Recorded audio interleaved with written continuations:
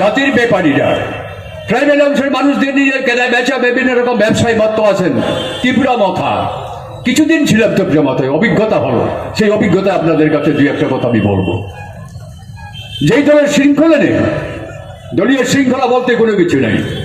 প্রথম আমাকে যখন মহারাজ যখন বলেছেন যে আপনার তো বয়স হয়ে গেছে, রাজনীতির পেনশনে আছেন, দীর্ঘদিন রাজনীতি করেছেন, আপনার অভিজ্ঞতা আমাদের ত্রিপুরা মাথায় কাজে লাগান এবং সেইভাবে আমার সাথে থেকে যাতে অন্তত ত্রিপুরা মাথায় ত্রিপুরার সকল শ্রেণীর যে আদিবাসী যারা আছেন, জনজাতি যারা আছেন, তাদের অন্তত উপকারের জন্য, তাদেরকে সেরকমভাবে তাদের দাবি দেওয়া পূরণের জন্য আমাদের সঙ্গে একসঙ্গে কাজ করলে পরে ভালো হয়। কিন্তু তখন চিন্তা ভাবনা করতে পারেন এই বিরাট একটা ভুল হয়ে গেছে, বিরাট একটা ভুল করেছি। কিন্তু শেষ পর্যন্ত শেষ অবধি আমি কি দেখতে পেলাম?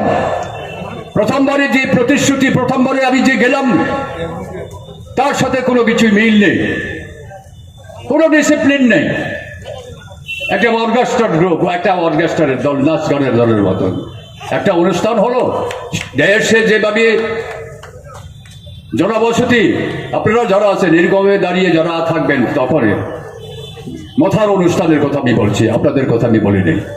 তারাই সমস্ত কিছু হত্যা কার কেমন বিভিন্ন রকম ভাবে, কোনো শৃঙ্খলা বলতে কোনো কিছু নেই। দলীয় শৃঙ্খলা যদি না থাকে, সেই ধরনের রাজনীতি কোনোদিন, রাজনীতির স্থিরতা থাকা দরকার, তার নীতি আদর্শ থাকা দরকার আছে।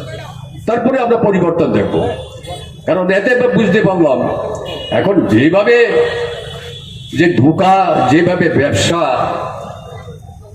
এখন আবার নতুন করে শুনছি বৃহত্তর আন্দোলনের ডাক।